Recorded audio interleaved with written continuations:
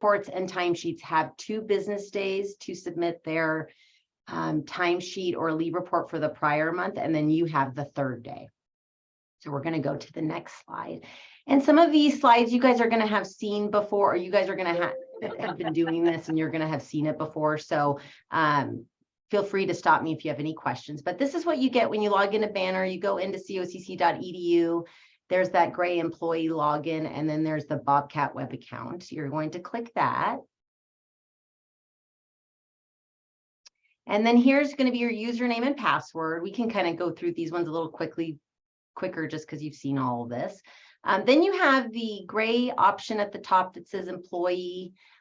From there, you can get to employee services from the employee tab at the top or in the body of once you log in a Bobcat community. And then you're going to click timesheet once you click employee services. And then from there, here is where you have a screen where you're a supervisor. It should say approve or acknowledge time. If for some reason you don't have that option, most likely we may have missed a step in your setup. So shoot Shelly or myself an email and we can get that fixed. But it's really going to be approve or acknowledge time, and you're going to have to hit select. And then you get these options. You're going to get a timesheet option and you're going to get a leave report option. So there's a little radio button that says my choice. So whichever one you're looking at, make sure the radio button is clicked onto that choice. So if I want a timesheet, I would click the radio button under timesheet. A leave report, I'd click that radio button. Now, the upside down caret has previous months listed.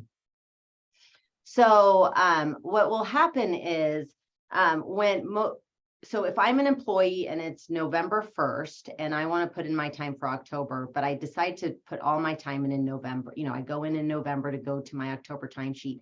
This is already going to show November because we're in a new month. So they have to use that upside down caret to get to the previous month.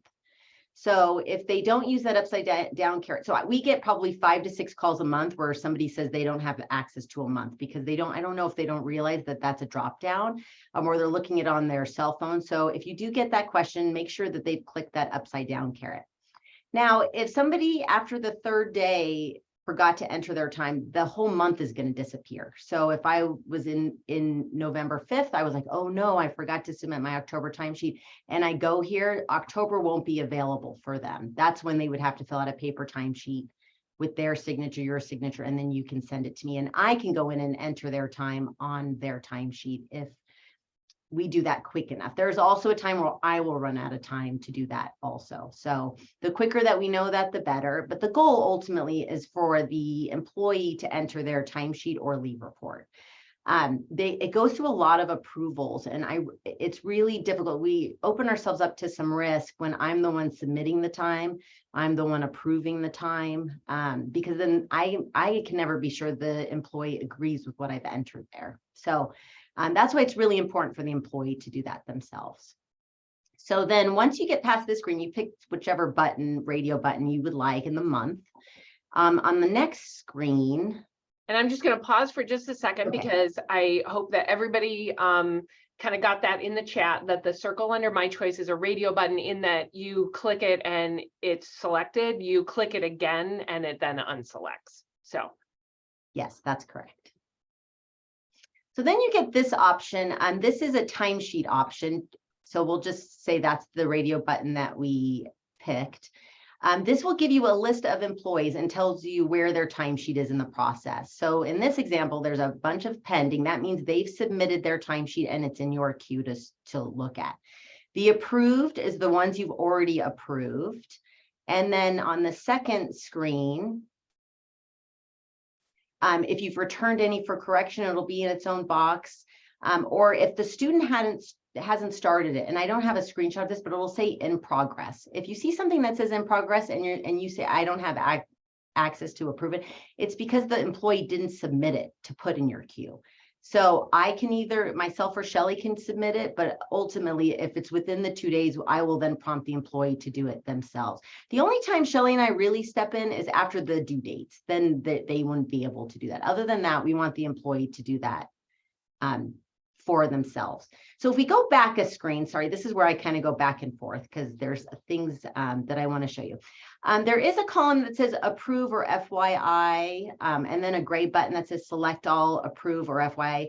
We want you to never click that button, because what happens is you can't really see, this screen only shows you total amounts of hours.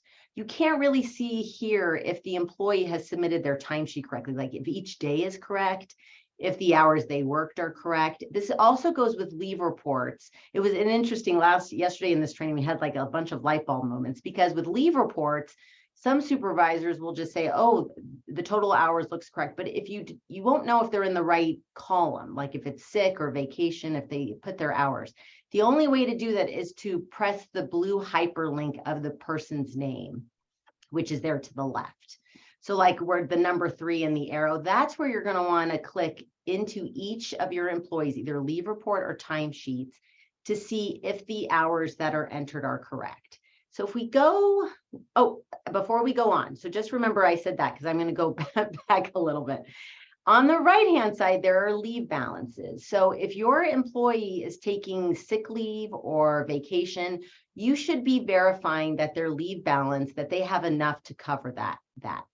It causes a lot of ruckus when we bring payroll in and someone used too much leave or too much, any type of leave, sick or vacation. So you have the ability to see what is the balance of your employee's leave. So if we go, I think 2 slides forward, this is what you're going to see. So if you see that your employee has taken vacation or sick leave, this is where you can verify what that sick leave is. So available balance is going to be to the far right. That's really where you want to focus your attention. This is what they have available at that time. This does not account for anything that they're going to accrue once the month is over. Because the employee can't use it anyway, you don't even want to think about what they're going to accrue once the month is over. A lot of people think that they can use their leaves the same month that they accrue it, and they can't. It's not in their available balance. So you just, when you're looking at it, you won't even think of it as an option at that point. So remember I mentioned that you would click the employee's blue name in the hyperlink. The next slide will show you what options you have when you do that. So now you have a whole bunch of more gray buttons at the top. So you have approve, return for correction, change record, delete, you can add a comment.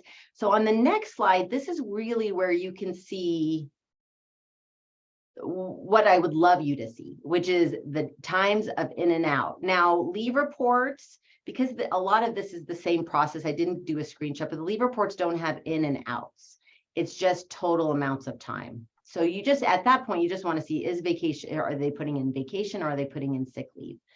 For timesheets, this is where you want to look in and out. This is where you can see if the AM and PMs are correct.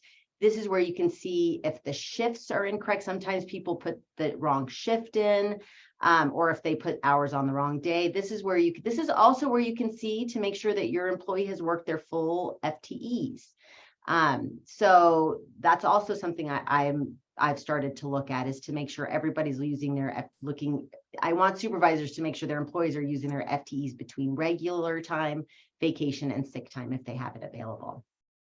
So then you can see in the middle, it says routing queue. These are where it's getting routed to. So I can see where if for some reason I don't see it, I can see kind of whose approval it's waiting for. And then the bottom is account and distribution. This is where this job is going to be billed to once we process payroll. So if there's any questions about, oh, where's this person being routed to, you can see that on your own on the timesheet. And then on the next slide, so this is, so essentially when you're ready, you would hit the approve button at the top, and then it would go into approve column. The next button next to approve is return for correction. So if you need to return this for correction, the first 2 days is when your employee can return, you can return their timesheet for correction. I highly recommend that you motivate your employees to do that themselves. Like I said, we really want them to do most of the heavy lifting when reporting their time, because that's really what we're paying off of what these report or these timesheets say. So when you do return for correction, it says the bottom screen is the time was successfully returned for correction. You can also add comments. So if we go to the next slide, this one is actually change record. So we'll go back to the comments after these next 2 slides. But this is if you want to change the record. So let's say The second day is over, it's now in your queue on the third day, and you realize that the person did something incorrectly and you want to fix it. You can hit change record here and you can go in and fix the time for them. That would be on the third day. Then once it's the fourth day, then Shelly or myself would be the ones that would go in and make the correction. And then the next slide is if you have to delete a timesheet, which not very many people use, but if somebody opened up a timesheet and you have to delete it, this is where you would hit the delete button. It says, are you sure? You would hit okay. If for some reason you delete a timesheet and you need to get it back, the employee can reopen it again, or I can reopen it, and it just brings it back to like not started. So then the next screen is going to be your comment screen. So if you're changing a record, I highly recommend you add a comment. If you return for correction, I highly recommend that you make a comment. I have to do a little bit more digging in regards to how the employee knows that you've added a comment when you return it for correction. I don't know how that gets notified, so I have to do a little bit of digging in regards to that, but I highly recommend you put a note there. And then if you have to email your employee to let them know that you did return it for correction, that's what I do currently is I email the employee when I see that there's an error, I'll return it for them to correct. So then when you add a comment on the next screen, you'll see that there's a note and then there's a history of notes. So if you want to communicate with me, I don't make a comment directly to me. Like if you want me to know something special, this isn't where you would do it. You would shoot me an email. This is really, if I'm going to look at the timesheet and something looks a little off, this is where you would put the comment in regards to just for anybody to see it. But if there is something that you need to talk to me directly about, we won't want you to enter it there. This is really just like if for some reason your employee has leave without pay because they don't have enough leave to cover it, you would put that comment here just to, so if I'm looking at your employee's timesheet, I could see why does this employee not have full FTEs, and I would look at the comments. So on the next, hang on just a second, we got a question from Paula. Okay, yeah, sorry, that's okay. I actually have I never ever thought to use comments, so that was one thing. This is new for me. So Galit, you're saying that you would like us to use comments, like if I kick timesheet, if do you want to know that I kick the timesheet back for them to correct before they? I mean, because that's something you want to see on the comments. I don't personally need it. It's really just for them. So like in this example, you can see that in this example, there was an issue. A supervisor saw that a person needed to remove the time, and so they sent it back. So when the employee goes in, they can read it. I don't really need to see that you sent it back and forth. I only like the end results, like once it's approved. Okay, so I have one more question then, because sometimes with our regular wages, like at the moment, I had been dialoguing with you all because we added an extra lab and we're short staff, and I have a few people who are going over 19 hours. Would that be something that you all need to have? That's either, no, I mean, I know it, but you don't have to put that in there, right? No.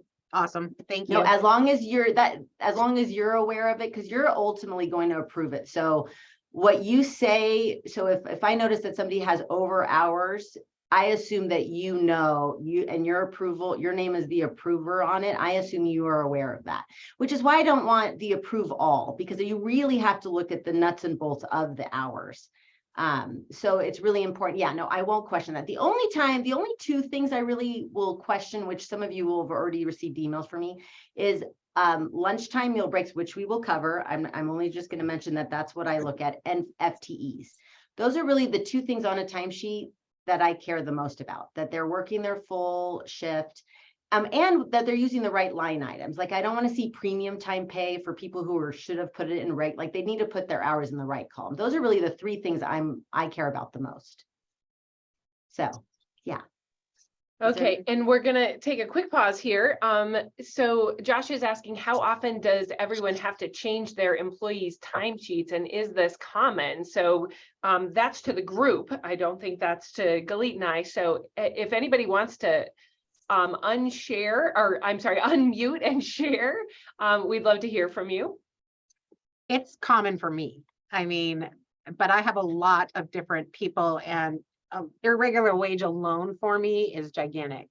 And that's usually where I'm constantly kicking back time. or saying, oh, you didn't put something in right, or, oh, Paula, I made a mistake. Can you kick that back to me? So that's usually where my biggest problem is. It's few and far between on classified, but irregular wage. And that's one that I'm always looking at because I have several employees that work irregular wage in different programs. So I'm constantly looking at that 19 threshold. So that's the other thing for me. Hi, it's Kelly. And what we really look for is if there has been a holiday and like a Monday or a Friday holiday, if somebody in your irregular wage likes to just fill out their Bobcat and just sort of forecast into the future and just plug everything in like they usually do it, that's a disaster because they'll always put in for Martin Luther King. It's like, no, we know you weren't working MLK. So that kind of thing, if you just tell them you can't just sort of blindly fill this out ahead of time, do it at the end of every shift and think about when the holidays hit, it helps. So I'm going to mention a couple other things here, just really quick to give Galit a chance to breathe. I should share the screen for this, but I'm not going to because my dashboard is a mess right now. But this is today's group. This is our DISC circle. So you may notice we have a lot of people down here in the C range. So what that means is you already want to be accurate. You like stability, and we're hopeful that this will help with that. And we know that when errors happen, we're assuming best intentions, just like when you open up someone's timesheet to verify, you're assuming best intentions. Maybe not with so much with a regular wage, but generally speaking. Also, the other reason why it's really, really important that you are looking at those hours is if someone accidentally, so let's say that I'm the department admin for one of Josh's departments, and I'm really quick doing my timesheet at the end of the month, and I type in 6 for a couple of days rather than 8, and I submit it, and Josh approves it. I now have the basis for a wage claim because I have been underpaid for hours that I worked. So I don't want to scare folks, but there is a lot of good basis for why we need you to actually look at all the hours specifically. So thank you for taking time to do that. And I will hand it back to Galit now. Thank you. I also look at the hours. I look at the hours to not in close detail, but whatever gets submitted, just know that it's approved, it's going to get paid. Unless by any miracle I can catch it, but I can't guarantee that I will. And so what I don't want supervisors to do is to rely on payroll to just say, well, they'll catch it because they process payroll. Not all the time is that accurate. And I can't guarantee, I mean, we do our due diligence to catch mistakes, but I can't guarantee that we will all the time. So if something goes through, I mean, basically once a supervisor approves a timesheet and all the timesheets are approved and we process payroll, we basically bring all those timesheets into our payroll system and just it starts factoring in people's pay. At that point, we don't look at hours anymore. We're not looking to see if things are correct by that time. So I wanted to mention, and some of you, because I think this is my last slide, right, Rachel? Yes. Okay. I wanted to mention 2 things that you guys, some of you as supervisors may have seen CC'd on, and I just want to mention it's going to keep coming up. So there are 2 reports I pull that I pay special attention to. One of them is a lunchtime meal break, which Rachel is going to cover. So if your employees are not taking the appropriate breaks, you will see me email them asking them about that, and I will CC you on them. The second one is the FTEs, which I have mentioned. If your employee is not working their full FTEs and they have leave available and they're not taking it, I'm going to ask the employee what the status of that is, and I will CC you on that. So just know that you'll always be in the loop. If there's something weird or something that's odd on a timesheet, I will always, as the supervisor of the employees, will keep you in the loop in regards to that. Another thing is if I have to make a change for a timesheet, like somebody used too much leave and then I have to do leave without pay on that back end of payroll, I will email your employee to let them know. When I do set up employees, I don't know if anyone knows this, but there is an option for your new employees to come in for training for timesheets and leave reports. When I set up a new employee, so I set up my primary job in regards to setup is I do irregular wage and work study. Shelley does I do irregular wage work study and part-time faculty. Shelley normally will set up classified administrators and adjunct. So we send an email, once we set people up, we send an email out to every new employee. And I normally, if I can remember, I CC the supervisor to let them know they have access to their timesheet and that if they would like to come in for training, that I'm available. So far, I've only had one person do that, and they were in Redmond. But the offer is there, and I send it on an email. And so I'm happy to schedule those people to come in so we can sit down and go through their timesheet with them. That offer is still on the table. And I know, I've been talking with Laurel regarding, having just kind of a payroll training separately, and we're going to work on really developing that. So that's to come hopefully soon, sometime, hopefully maybe towards the end of next year if possible. But I am available. Shelley is available. We're happy to train anybody. But yeah, so if you see yourself CC'd on those emails, those are really one of the two reasons. The breaks weren't taken at an appropriate time, or the FTEs haven't been worked when they needed to be. So if you have any questions, Shelley and I are always available. Shoot us an email or call us. Rachel, am I missing something? No, so we can transition into leave without pay, and you can jump in at any point when I go off the rails, but this is going to be really quick. So leave without pay is actually a leave, and that will kind of transition us into what Karen is going to cover.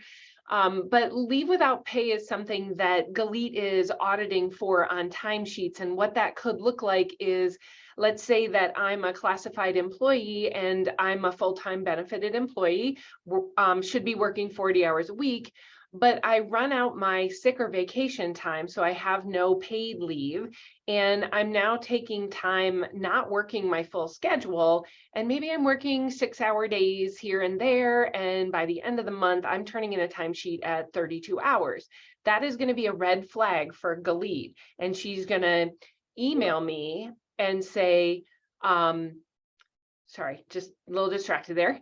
She's going to email me and say, how come you're not working your 40 hours? Was something missed on your timesheet? If this continues, so month 2 comes along, and we're going to want to investigate further. As a supervisor, what the conversation will look like with you is this employee, are they having problems? Is there something that we should be addressing? Are there health issues?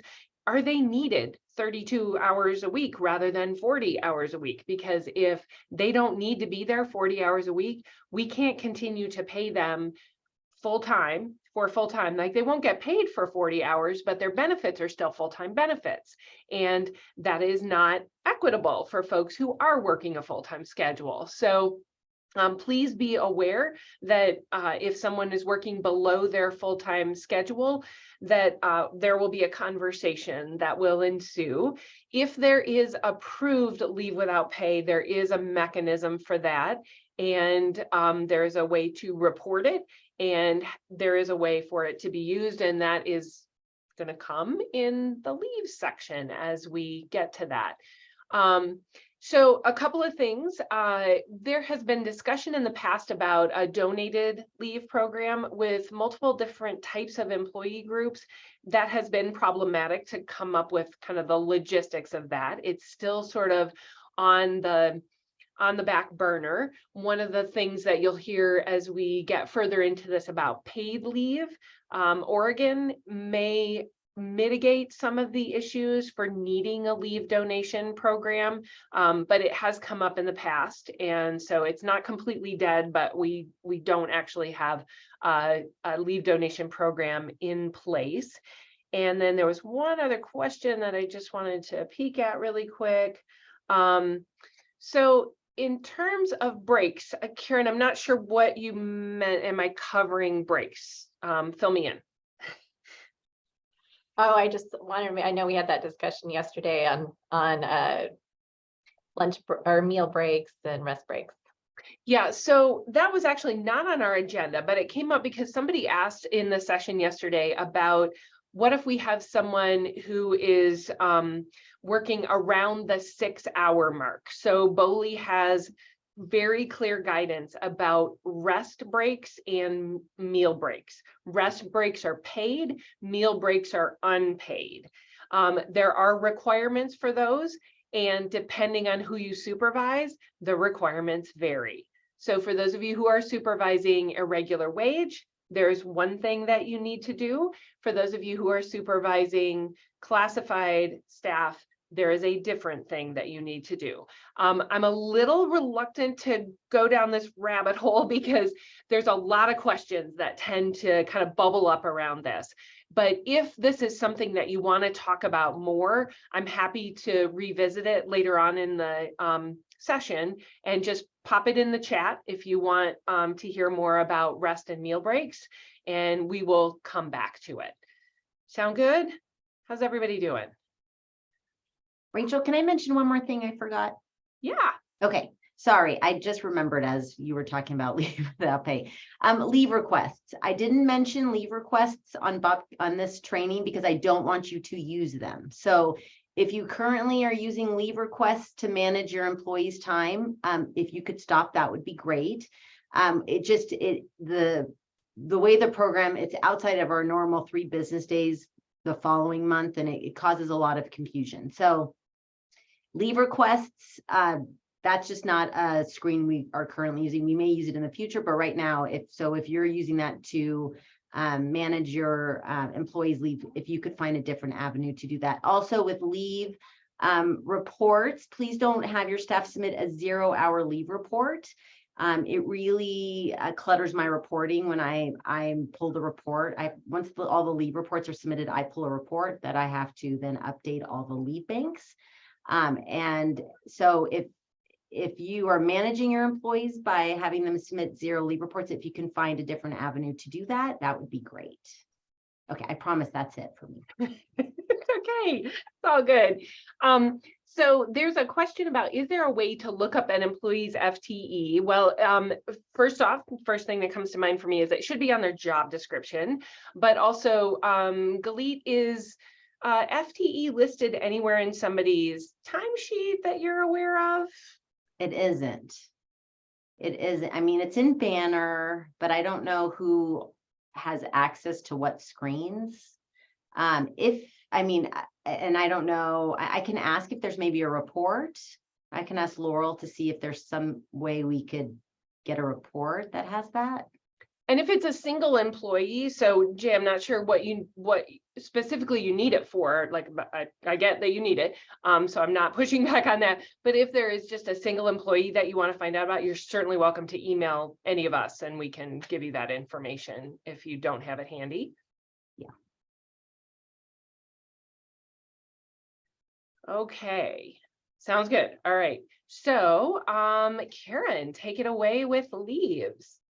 Okay, great. Well, I just wanted to kind of do an overview of leave of absences. You all have probably had at some point an employee come to you and say they need some sort of time off. It could be for a variety of reasons. It could be an employee saying to you that they're going to leave to go out for surgery. Maybe they're sharing with you that they are pregnant. Maybe they say that they're feeling overwhelmed and need some time off. Maybe they say that their spouse is very ill and they're going to be needing to help take care of their spouse. Those are all indications of an employee who is mentioning that they may need a leave of absence. So they're going to be sharing this information with you. If it's medical information, you don't need to get into the details of the diagnosis with them. But if they are sharing information with you, just remember that medical information is confidential. So if they share any information with you, just be careful that you're not then telling others in your department and such what the diagnosis is. Medical information is protected under HIPAA, so we want to all make sure we're being careful with that information. when an employee is talking with you and letting you know that they're having some sort of event that is leading to them needing to have some time off, make sure you just have that good conversation with them, keep that communication open with them. We all have different ways of communicating, and I think that by us going through the DISC training, we're learning about the different ways we communicate with one another. So just make sure that you are thinking of your employee and how they communicate, how you're communicating as you have those kind of conversations. I think we have a really great group of supervisors, so I think that you're all, going to be compassionate as you're listening to them and hearing what their needs are. There's a key time frame to kind of just remember when an employee's mentioning that they're going to need some time off. If they are going to say it's a medical condition and they're going to be off for 3 days or more, please note that if they are off on a 4th day, I need to be notified to jump in and let them know what options they have. So even if it's a situation where employee is calling in sick and they've been out for 3 days, and on the 4th day they call out again, reach out to me and I will get in touch with them to let them know what options they have for any possible leave of absences. So that's a key time frame. We are mandated by state and federal regulations to notify employees what their options are within a specific period of time. So that's why it's really important not to let, and I'm going to give you an answer to one of those quiz questions at the beginning. You do not want to wait, 7, 10 days for someone being off work before notifying HR. So just keep that in mind. That's really important. Also, sometimes an employee may not need a big chunk of time off all at once. They may need intermittent leave. So it may just be they need, for a particular situation, they need certain days off over a period of time, but not all at once. So that's something else to just keep in mind, that leaves can be intermittent as well. There's also protected leave of absences. And so protected leaves mean that it helps employees take the time that they need while not putting their positions at risk. So let's jump into another page here. And the HR team has kind of worked through a new design for our leave of absence page. And we've had the help of Austin as well and Laurel on this. And so we wanted to share this page with you. We are going to send out the link to this page to you all this week. And then you can take a look at it and see the information here, review it, let us know if you have any questions on it, and just give us feedback. Ultimately, we'd like to share this information with all employees, and we wanted you as supervisors to take a look at it and just give us feedback on it before we put it out there for all staff. So I wanted to show you what this page looks like. And let's see, Rachel, do we have this coming up? Yep, if you're ready, you just tell me. You want it now? Yep, all Okay. set. Thank you. Great. So this is what the page looks like, and it has a box here for each type of leave. And so if we scroll down a little bit, you can see here that there's an area for each type of leave. And when you click on each box, there's a drop down. And with that drop down, there's links, and they show you that then you can click on those links and find out information about each of those types of leaves. So this will be helpful to kind of have everything in one spot for you on this. There's information there about what is the leave, how do I report this, how do I see my accrual balance.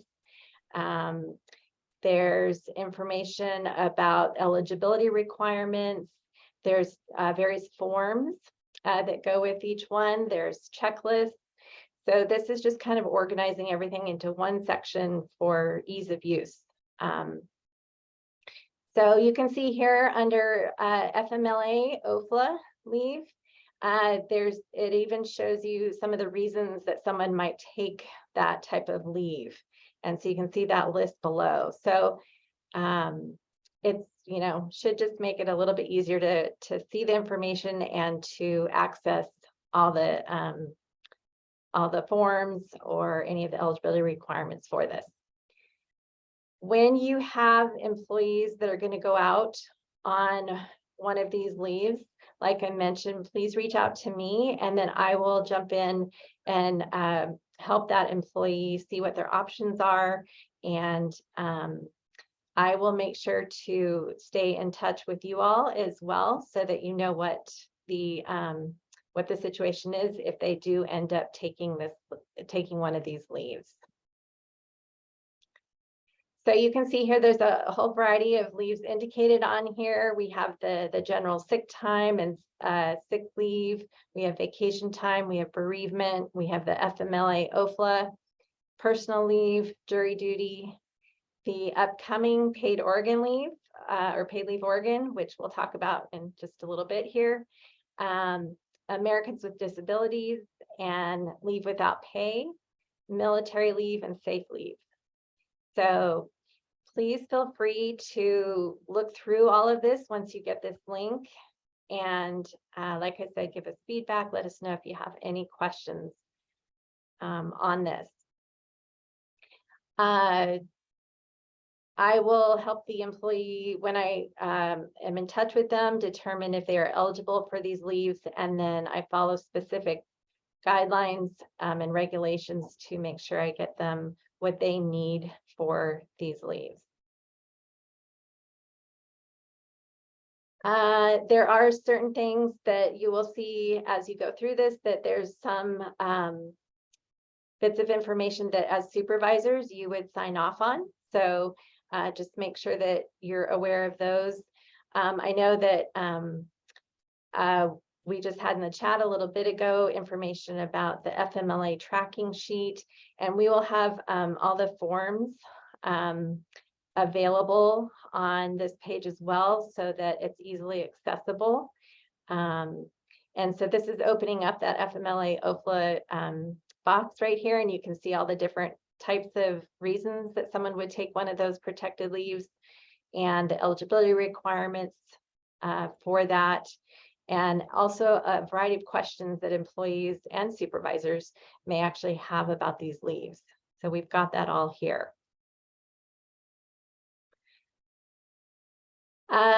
Let's see. I think that's it. I just wanted to do a general overview. I am happy to answer questions as you go through this. And also just if you have an employee that is going to need to be out on leave, I'm happy to answer questions and help walk you through that. So can we do a quick scenario? Yes. Okay. So let's just say, for the sake of argument, that I'm a good employee and you're my supervisor, Karen, and I've got lots of sick and vacation time accrued, and I let you know that I'm going to need to be out of the office to take care of my partner who's got a serious health condition. And I say, so this is coming up in about a month. What do I need to do? How do you proceed as my supervisor? So I'm going to have a conversation and just make sure I understand what your needs are. And then I am going to refer you, and I will get in touch with HR benefits, so me. And then as a supervisor, then you'll just I'll be in touch. I'm trying to do the supervisor and me. I will be in touch with you as the supervisor to go through what that employee's options are. Now, these protected leaves, so for a serious health condition of a family member, the employee can take, if they're eligible, they can take off up to 12 weeks of time in a 12-month period. And so when I get the notification that this is happening, I'll review the eligibility, and then I will talk with that employee to let them know about these options. The Oregon Family Leave Act and Family Medical Leave, the federal part, they are unpaid leaves. However, if someone has their accruals, say vacation and sick accruals, they would use that while they are off on leave, on the unpaid leave, so that they are also paid for whatever portion of time they have accruals to cover that. So that works in conjunction with the FMLA and OFLA, which are unpaid leaves. So I would like to just make sure that we have plenty of time for some of this to sink in for folks. I know there are a lot of folks out there who are already really familiar with this, but just to verify, why do we ask that around day 4, so someone's been out sick for 3 days and you have a great relationship with them, so you're a good supervisor, you're talking to them, they are letting you know that they're sick, but day 4 rolls around and we're asking that you contact Karen about this person being out. Anybody out there, and we have a lot of experienced supervisors with a lot of knowledge, anybody out there want to take a stab at why we are asking that you do that?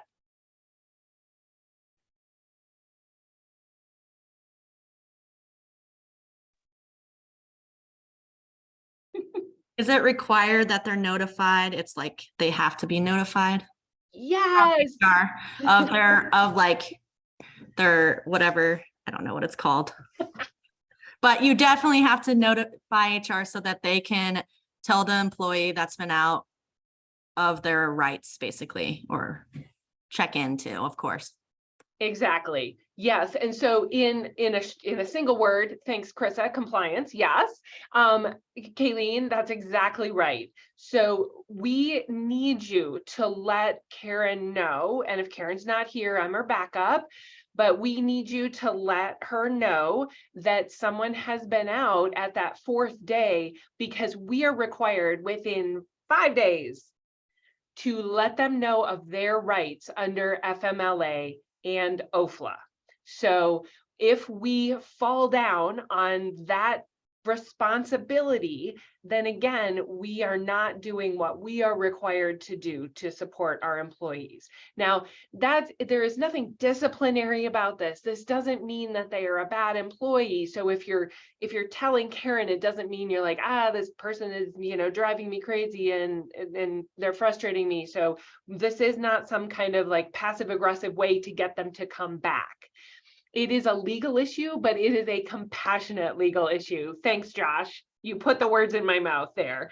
And think about it from this way. So if we were a bad actor, let's say that we were a bad employee, a bad actor in the employee space, then what we would do is we'd be like, oh, this person is kind of driving me crazy and now they've been out sick and like, I really don't want to give them FMLA. Maybe they'll just kind of disappear.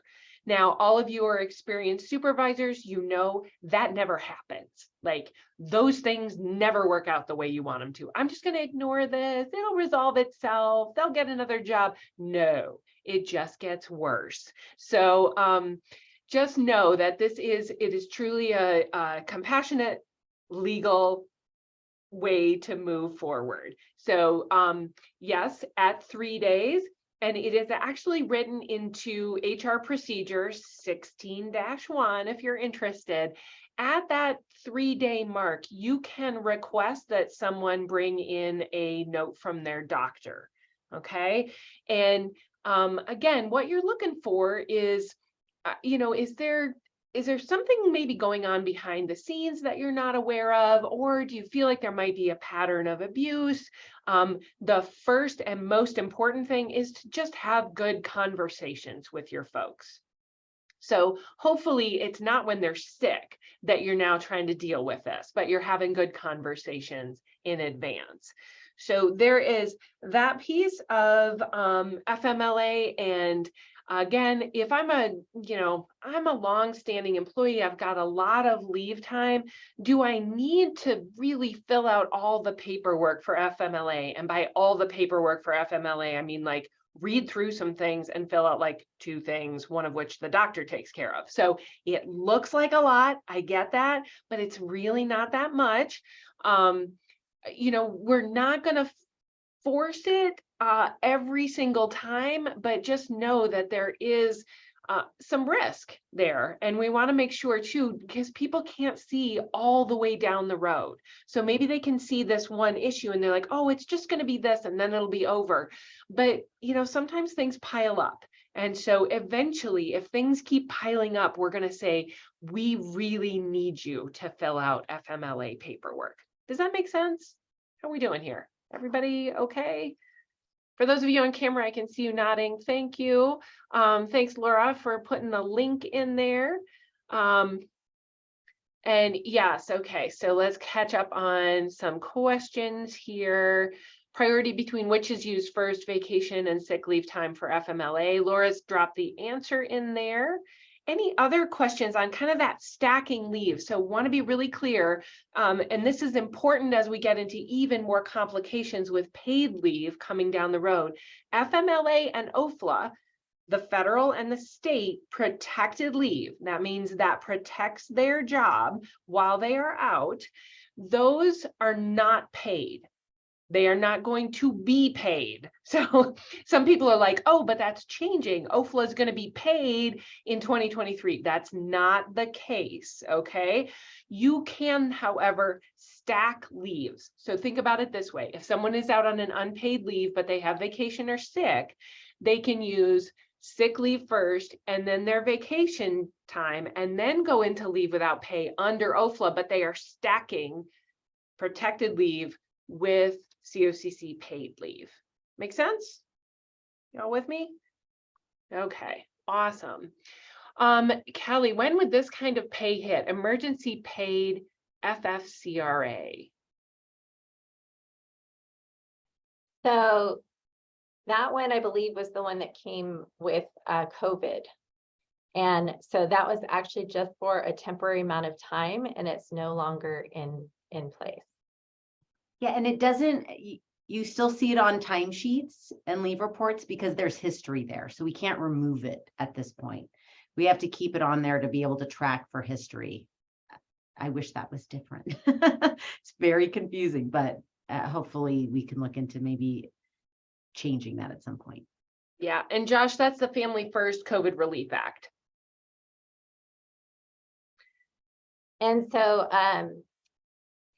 so you all, I know you all have started to see some of the information that's been coming out that Rachel has been so great to post regarding the upcoming paid leave Oregon. And this is a program through the state of Oregon. And so just keep your eyes post on those postings so you get the additional information. It will also be those postings and the information that goes out are also going to be on this leave page under the paid leave Oregon button. Thank you, Karen. Did we get everything for leaves? Let's see. Let me go back to the slide here and you can do a super quick recap unless we've already recapped it all. Okay, great. So yeah, so just a reminder that if you have an employee that is out for 3 days and then on day 4, they're still not returning, please reach out to me and I will get involved to let the employee know what their options are. And we do have that specific time frame that we're required to contact them, and it's based on state and federal requirements. The various leaves of absences are protected leaves. They can be taken intermittently, not all at once, but intermittently. And then just a reminder that, keep medical information confidential. So if you have an employee telling you lots of details about why they're going to be out for medical reasons, please make sure you don't share that. with others in your department. And then just be, make sure you're compassionate. Again, I think we have a really great group of supervisors here. So just keep it in mind that when an employee is needing some time off, they're usually having some event that's affecting them, and they need that good conversation with you to work through it. I'm so sorry, I'm laughing because I just realized that you can drag and drop into the chat. So anyone who needs a chart of fiscal accounts, I managed to just drop it into the chat totally randomly. I'm so sorry. So I was actually trying to expand my chat so I can read all of Buffy's question at once. Yeah. But now I'm struggling with that.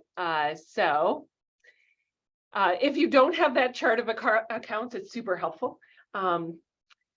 But totally off. Let's see, you said employees can stack leave using sick vacation before FEMLA OFLA unpaid leave. So it's not necessarily a before and after. It's a literally, they are on FEMLA OFLA and they are using their sick time first and then their vacation time while they're actually on their protected leave. So if it's going to be an extended period of time that they're going to be out, we're going to want to make sure that they are on FEMLA OFLA if they're eligible for that. Okay. Does that make sense, Buffy? Yeah, I was just wondering, like, if they want to go unpaid and hang on to some vacation time, for example, must they use that vacation time while they're on FEMLA or OFLA? It is required. So first Got it. they use sick, and then it is required they use their vacation accruals. Thank you. Okay, so we are not going to go into budget stuff, contrary to my helpful tool there. So instead, what we're going to jump into now is what's coming soon. So exciting things coming soon. And here we go. Guess what? Classified evaluations are coming up. Those of you who have been through this before, woo woo, hands in the air. It's coming up. And gosh, I know, right? It's November. You're like, what do you mean, Rachel? What are these coming up already? Well, they are based on a calendar year. So I'm giving you a heads up now because now is a great time if things seem like they are, like there is potential for a little bit of slowdown, as students leave campus and maybe the term is ending. I know this is different for faculty, so please hang out there with me. I know I'm not speaking to everyone with this, but if it looks like there's some open space for some of your direct reports to pull up last year's evaluation, to pull out their kudos file or open it on the computer and like pull out those emails where somebody said they were awesome or those certificates from the trainings that they did, now's a great time to get that rolling.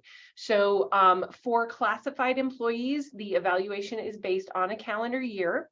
So it's going to end in December. For those of you who may be new supervisors and you're like, I'm not even sure I know my people's names, let alone how to evaluate them, hang in there. You will get there. We're going to do some trainings in January and HR is here to help kind of give you some context for all of that and walk you through it if you need it. There are lots of exciting improvements coming in 2024 for people admin in performance management, but don't freak out. Don't worry. They're not coming before this year's evaluation. So for those of you who have done evaluations before, it's the same as it was. So no big changes for this year, but just plenty of advance notice that changes will be coming. We've got so many supervisor training opportunities coming up. We have a full calendar roster of things. And for supervisor training and engagement for 2023, we're kind of dividing things into some different chunks. So we'll have a supervisor network, which is where we can really leverage your unique experience. And they're just going to be informal. Let's get together in coats, let's have lunch or a cup of coffee, and we can chat about things. I will come with kind of a very loose topic, maybe some guest speakers, And we're going to alternate so that we can include faculty. I'm sorry. Yes, faculty. We want to include them, but we can include the branch campuses. So we'll have Zoom and sometimes in person. And so just kind of a supervisor network, building those resources. We've got a supervisor toolbox, which will have new modules that are coming out. So we're building a whole literally toolbox, many tools. So I don't know, maybe this is your Dremel, and what's going to come next year is going to be a table saw. So we're going to build the full toolbox. We're going to do a supervisor sync where we're including employees and supervisors in a chance to kind of learn together. So things that would apply to both, and some things that maybe are hot topics or difficult for supervisors to talk about. HR can come alongside you and maybe be like, here's why your supervisor is telling you you have to do this way. So that'll be what those are for. And then we've got some asynchronous opportunities to learn online. We have a great new tool called Articulate 360. It gives some really nice video versions of trainings that you can do in your own time at your own pace. It's much more engaging than watching the recording of this session on Zoom. So for all of the folks that I'm sending this out to who asked for the recording, if you made it to this point, go you. Thank you for watching the recording. And we've got better tools coming. Those will eventually, super exciting. We have so many people admin improvements coming. All of those will eventually move into a professional development module in people admin, where we can keep all of the supervisor trainings that are recorded and do more structured kind of pathways for training. So that is coming in 2024. So many exciting things. I talked a little bit about the people admin project. So performance management is going to move into people admin, mentioned that. Professional development is going to move into people admin, not exclusively. So we're not going to just force you into a piece of software all the time, but we're going to leverage the benefits of software. We're also going to have new updates for hiring, what is called the applicant tracking system in people admin. So alongside Banner 9 updates, we're going to see people admin updates. Super excited. I have said that 100 times. Basically, what I'm trying to do is say, we know people admin is tricky. It can be difficult. Thank you for bearing with us. We're trying to make improvements so that it does get better and easier. One thing I didn't also acknowledge, so just to make it perfectly clear, we know that Bobcat Web for web time sheet approvals is not the friendliest interface. We're sorry.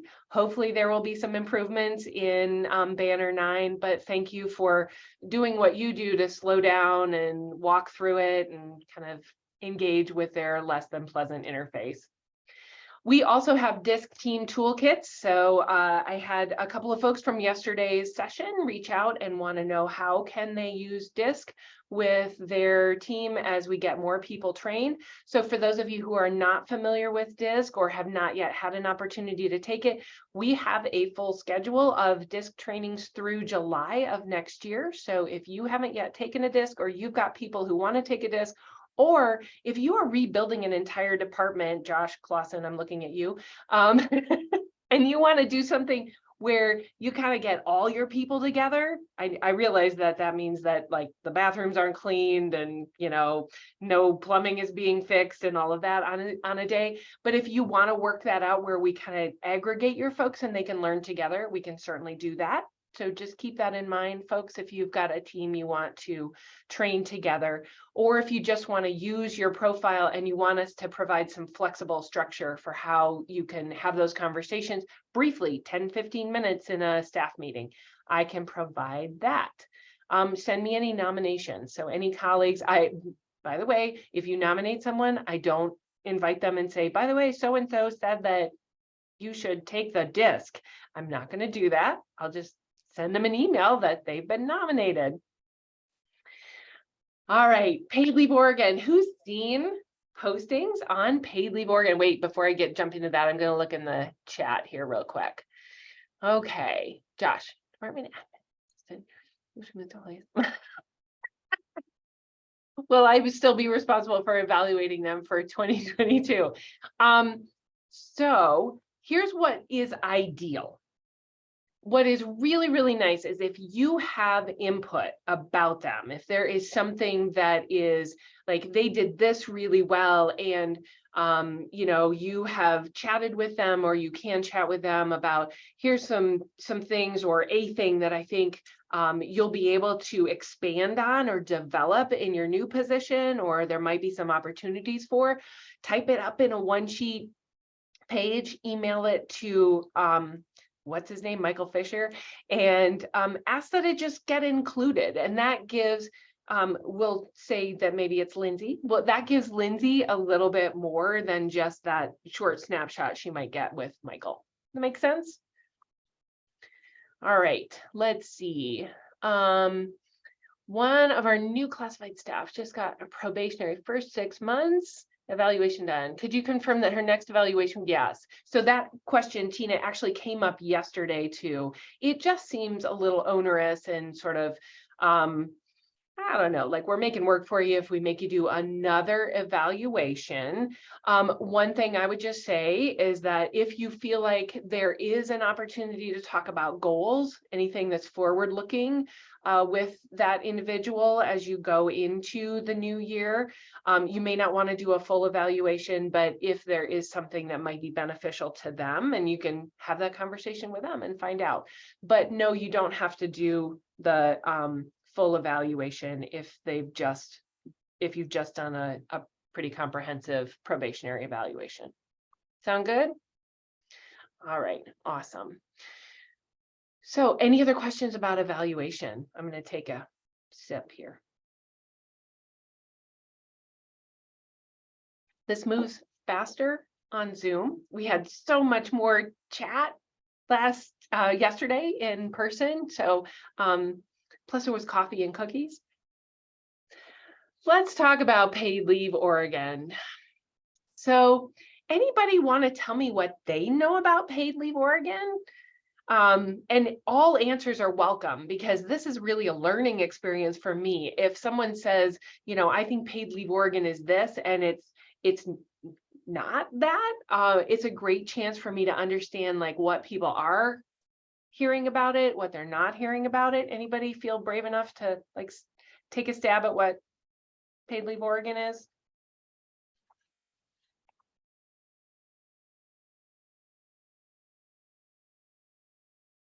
Okay. No. All right. Paid Leave Oregon. Thank your state legislature. They approved Paid Leave Oregon, and that was in 2019. So it is a state program. I will tell you that the questions that I've gotten so far have been from folks who are like, why is COCC going to be taking another deduction from my paycheck? And that's actually a pretty simple conversation. We're taking that deduction because we're required to by the state.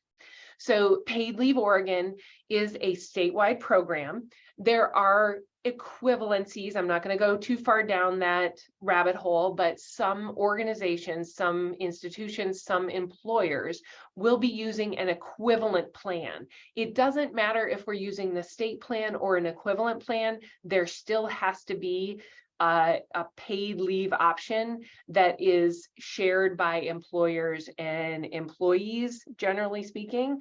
So Paid Leave Oregon was signed into law in 2019, was supposed to go into effect last year, was pushed back to 2023.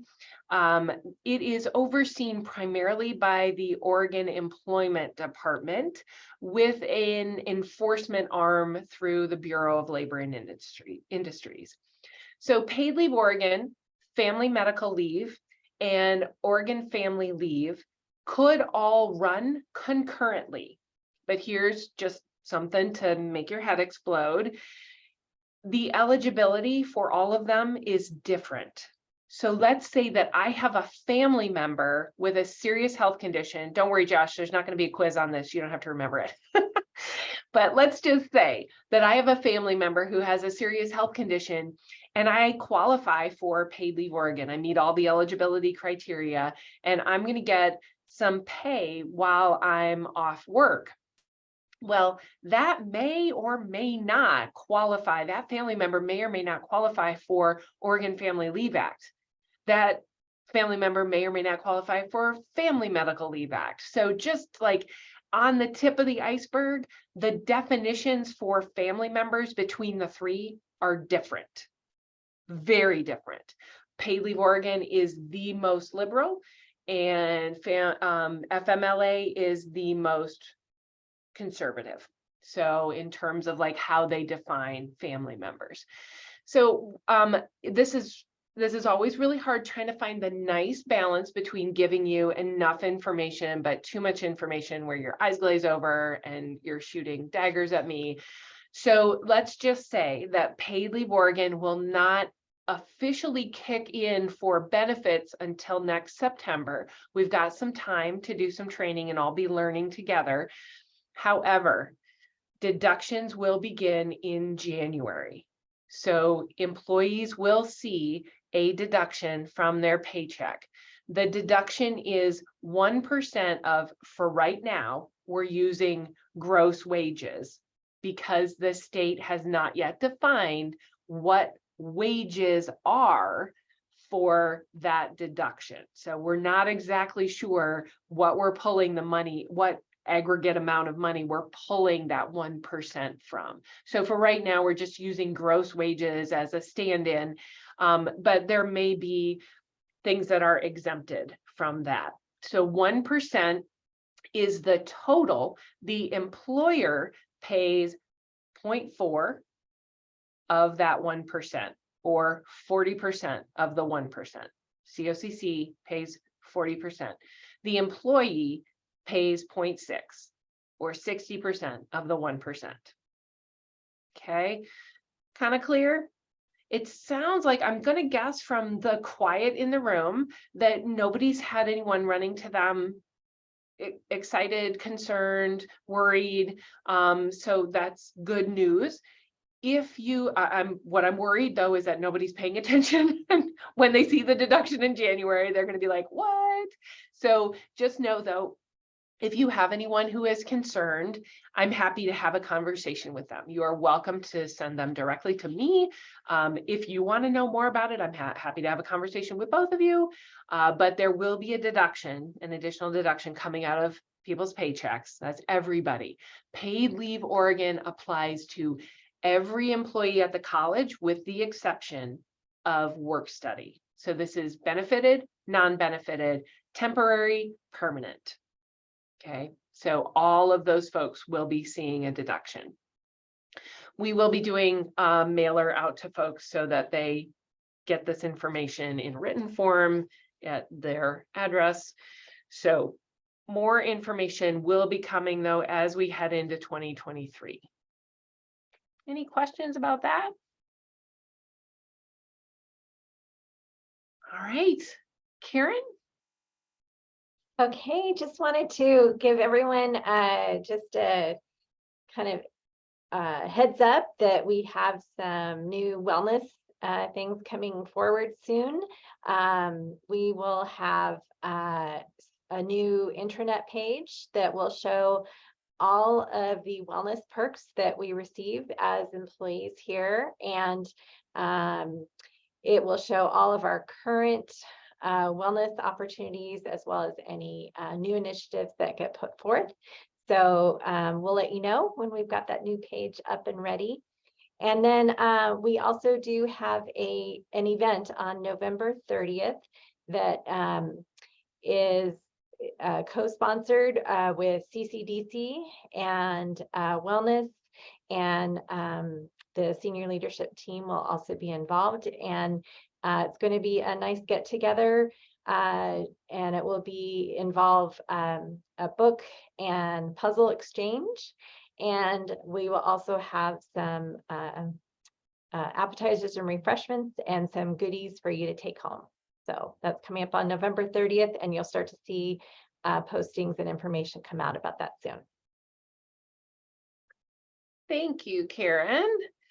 I want to say thank you to everyone who filled out the survey. We got such great information from that. Thank you, thank you.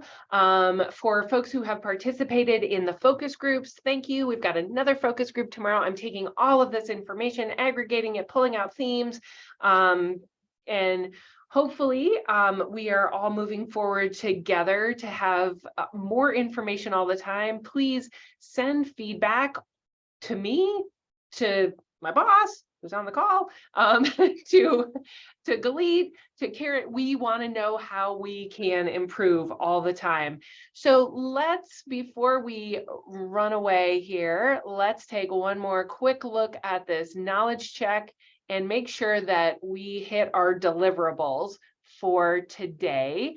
So you can see the answers. So I'm not even going to make you drop them in the chat, but hopefully we covered all of this. Supervisors can work with their employees to accommodate work schedules based on the employee's personal needs.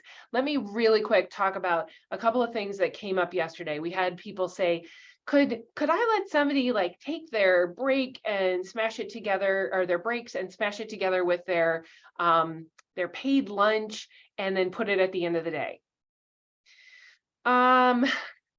Okay, one, let's remember why BOLI asks that we that's a nice way of saying that they require that we provide breaks and lunches at certain points during a day.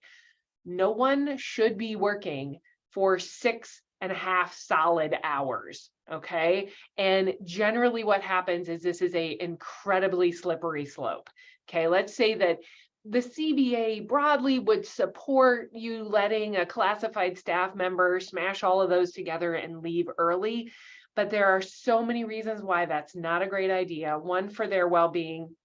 Two, because generally speaking, they're still going to need to take a break. So now they're going to have 3 breaks and a lunch.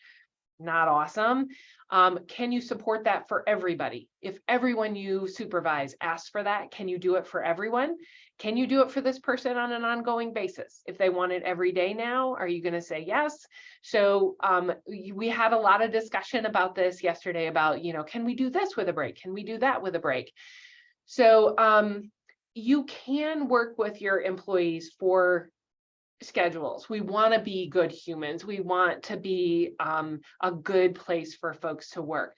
Just make sure that if you have any of those like tingles at the back of your neck or the kind of feeling in the pit of your stomach, like, I'm not sure this could go sideways, put a really tall fence around whatever you say yes to.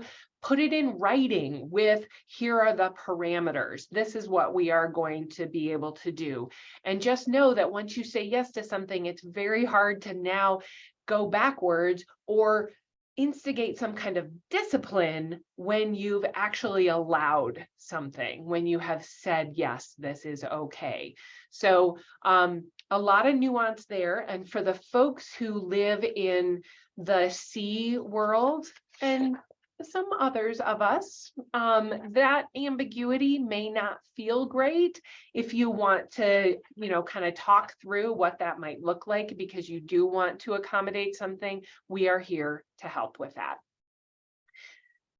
Hi, Josh. Bye, Josh. Did he just say he was leaving? Okay, awesome. Not awesome. I mean, I'm sorry, I miss it.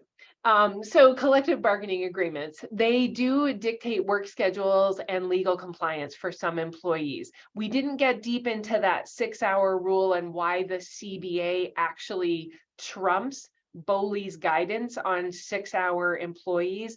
We can drill down on that again if you really want to, but in the case of that, 6 hours, employees working for 6 hours, the collective bargaining agreement actually does trump BOLI's rule. And BOLI has said, yes, we understand that. That's okay. A CBA can do that.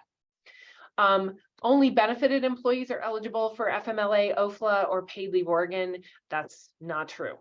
Okay, unbenefited employees do have access to all of those things. There are eligibility requirements, which do get a little granular, but just know that you can't just dismiss someone because they're not a benefited employee when it comes to FEMLA, OFLA, and Paid Leave Oregon. I think we've covered this pretty well, that if an employee calls in sick for 3 consecutive days, on day 4, you are definitely going to want to let Karen know. We did have a question yesterday about what if it's COVID? Like, COVID has been requiring people stay home and like they're legitimately sick. We know that. Please do just let Karen know. We have had some cases of long COVID that have needed FMLA. So we want to be able to notify people.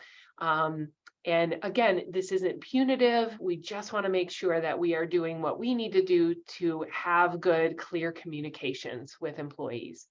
Don't wait 7 days. FEMLA and OFLA are examples of paid leave. They are not paid leave, although you can stack paid leave with them.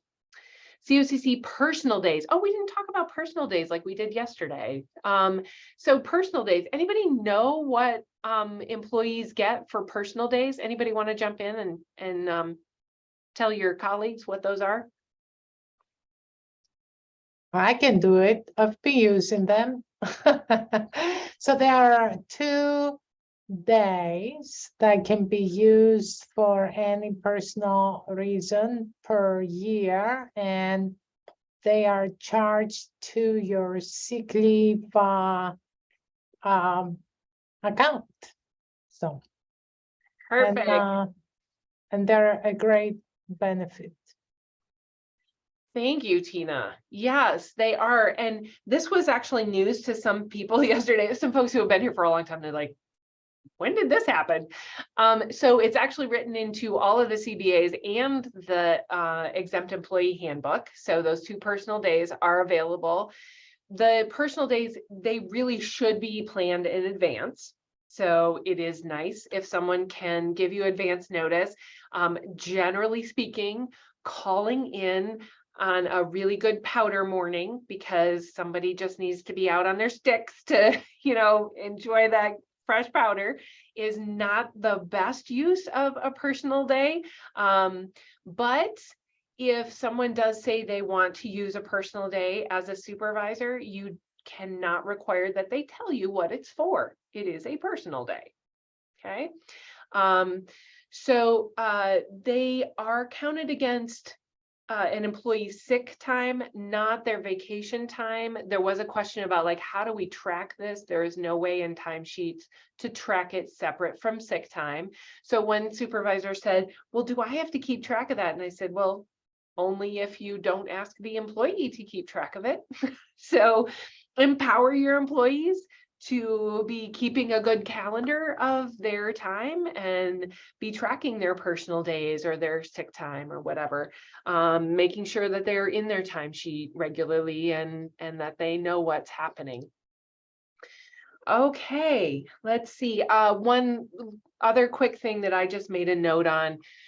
We did have a little bit of a conversation yesterday about confidentiality, and I know Karen mentioned it. Please know that Karen will try and share, whatever is appropriate with a supervisor if an employee goes out on FEMLA or OFLA.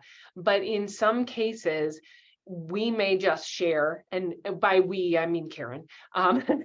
Karen may just share that we have medical certification and that everything is in order and that this person will need to be out according to these stipulations. In some cases with various issues, people may not want all of that medical information shared. So Karen, did you want to say anything more about need to know or? Yeah, we had a question come up yesterday, which was a supervisor was saying, well, can I tell my supervisor what the situation is? And there is something that says that those with a need to know, a business need to know, can have that information. However, just be super mindful that, if especially in a medical condition, It can be a very sensitive topic for someone. So just make sure that if someone else doesn't have a need to know, just make sure you're not sharing that information. You can say to your staff members in your department, this person is going to be out. You don't need to say, oh, they've got back issues, they're going to go in for back surgery, anything like that. You just say they're going to be out this week and then leave it at that. So just keep in mind that confidentiality. Thank you so much. All right, we are almost at time, but I won't speak for Gilly and Karen. If there are questions, if there is anything that you want to talk through, we are absolutely here for you. Hopefully there was something new here. I know this is a huge amount of your time, and I'm super grateful that you have taken time to be here and just kind of get back into your supervisor timesheet, compliance, leaves, mindset. That's really, really helpful. Please do join us on November 30th and find a friend and bring them along with you. There's going to be more information that's coming very soon. The reason that it's coming up so quick, this is a kind of a winter break or winter warm-up social that is a SLT, CCDC, wellness, collaborative, co-sponsored event. It's happening on November 30th because we have long not included faculty quite as much as we would have liked to. And so some of the events that happened maybe closer to winter break, we didn't have faculty there, and we really want to see faculty faces. So Josh is already gone, but Paula, like, bring all your faculty friends. Anybody else who is faculty on the call, please bring your friends. So it is happening on the same day and very close to the student showcase too. So while you're there, you can wander through the student showcase or after you've come by, and we have awesome treats for everybody to take home with them too. So thank you so much. Please give yourself a pat on the back for the hard work that you do supervising. It is really, really challenging. We know that. We appreciate all of your efforts for retention of employees. It's expensive, it's time consuming, it's super painful to go out and find new employees. We want to keep them here. And part of that is really, really, that's you. Like, that's you creating those relationships and making this a good place for them to be. Please contact us if we can help with that in any way. We would love to be your partner on that. Awesome. You are free to go. Unless you have a question, please stay. Thanks, Buffy. Thank you all.